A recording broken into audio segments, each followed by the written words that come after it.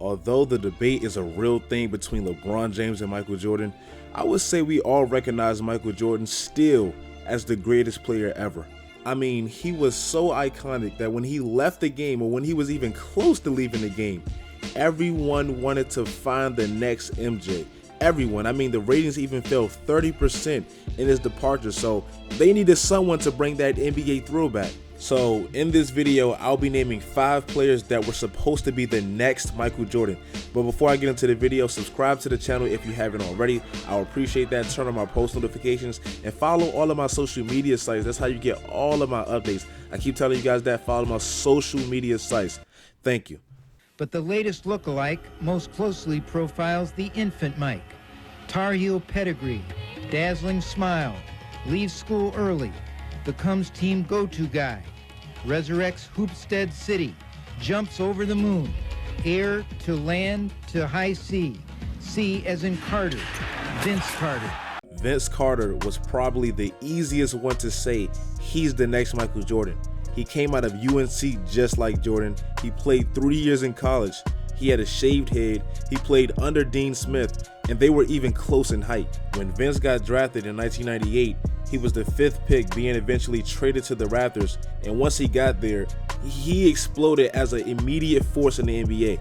His athleticism was out of this world. I mean, he dunked on people left and right. People turned on Raptor games just to see his next highlight dunk because he was just that surreal. Vince Carter, he won the dunk contest, and he pretty much won it with ease. Everyone knew he was going to win a dunk contest. He was just that gifted, jumping over 7-footers with ease. I mean, he did it so effortlessly. And in his rookie season, I mean, it was just a real discussion between him and Jordan. Was he the next Jordan? Because they were just that comparable. He was really that talented. But unfortunately for Vince Carter, he said he heard these comparisons since high school and he just really didn't like it. And of course, him going to UNC, that didn't help because of course Michael Jordan went to UNC. And if you pretty much look at it for what it is and be honest, Vince Carter is more of a nice guy who pretty much gets along with everyone. And I'm sorry, one thing I've never heard anyone call Michael Jordan is nice. He was mean, he was tenacious, his nastiness, his attitude, that's what distinguished him between him and the rest. He was just a complete savage on the court. And Vince Carter, I don't think he ever really had that. So Vince Carter was Michael Jordan, just not in our country. The Canadian kids all around Toronto definitely looked at him as Michael Jordan, and that's a good thing, but just not in our country. Number 4, Harold Miner. Most people of our generation probably wouldn't even know what a Harold Miner is, but the people of the 80s and the 90s know him, and they probably know him as Baby Jordan. Harold Miner, he was given the nickname Baby Jordan at USC because this man was just unbelievable in college. His first year he averaged 20, his second year he averaged 23, and by his last year he was averaging 26. His dunks were just so electrifying, standing at only 6 feet 3 inches tall. In Harold's final season at USC, he won Sports Illustrated's College Player of the Year over Christian Laettner, Alonzo Mourning, and even Shaquille O'Neal, 3 of the greatest collegiate players ever, so that just shows you how good this man was in college. Harold was drafted in 1992 by Miami in the midst of Jordan's first era of dominance, and he was pretty much a breath of fresh air for the league because he was just the new quote-unquote Baby Jordan. Unfortunately, he was probably the biggest disappointment to everyone compared to Michael Jordan. In his first 2 years in Miami, he only averaged 10 points and actually started losing more and more playing time. By his 3rd year, he was down to only 7 points, and by his 4th year, he was out of the league. His former coach at USC says he feels the worst thing that ever happened to Harold was the Baby Jordan tag because, to be honest, it's just not fair. I'm sure Jordan didn't even like it. He probably feels like, man, this is so disrespectful, and he definitely showed it. Edwards for Miner. Jordan with a reject. And at number 3, Jerry Stackhouse. This is a name that feels so damn old to me because I don't think I've heard it in about a decade because he's just so not mentioned. Basically, Stackhouse, as far as Jordan comparison goes, was the Vince Carter before Vince Carter. He was 6'6", playing for Dean Smith at UNC, and worse, he was picked 3rd in the draft just like Michael Jordan. And basically at UNC, this man was a dunking highlight machine. He and Rasheed Wallace dominated college basketball in 1995, and Stackhouse led UNC in scoring with a solid 20 points per game.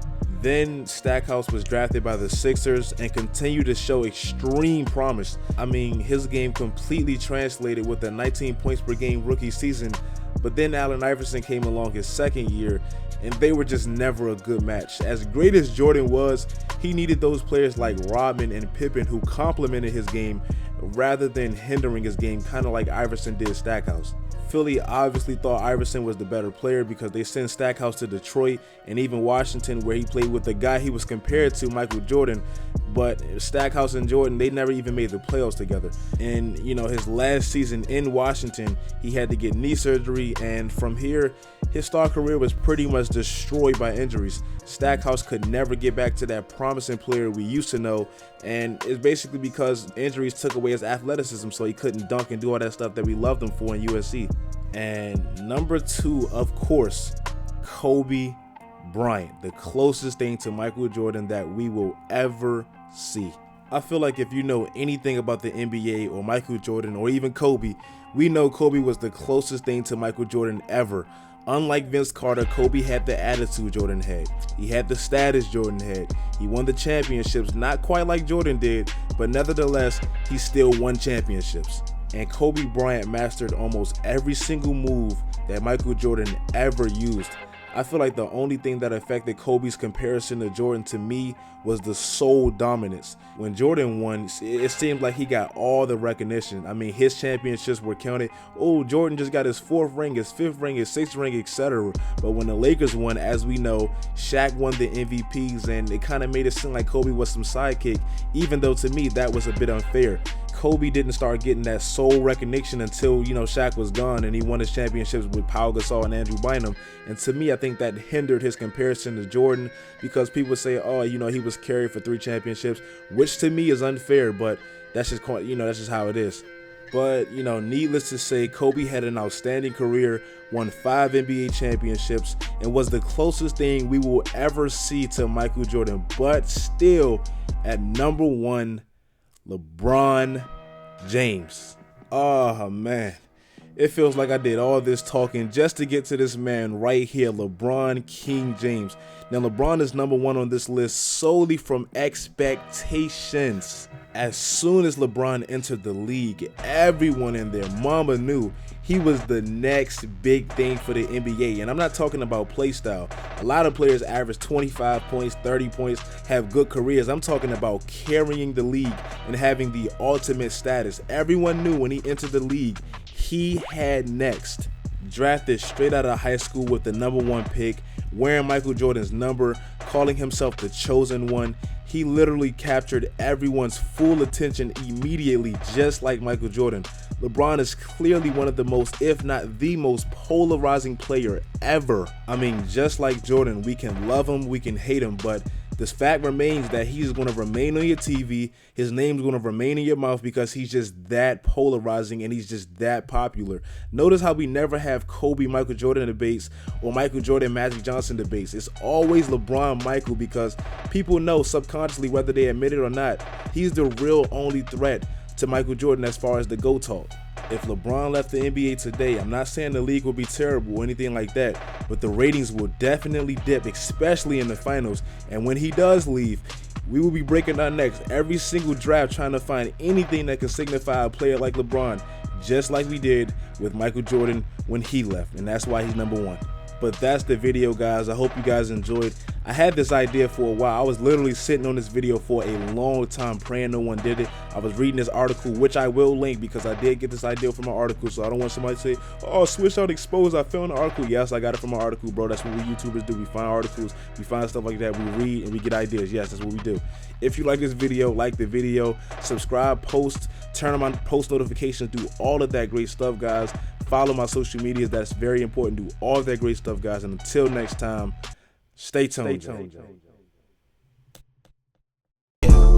on the road, I'm about to roll out. Do you wanna roll? Need to let me know.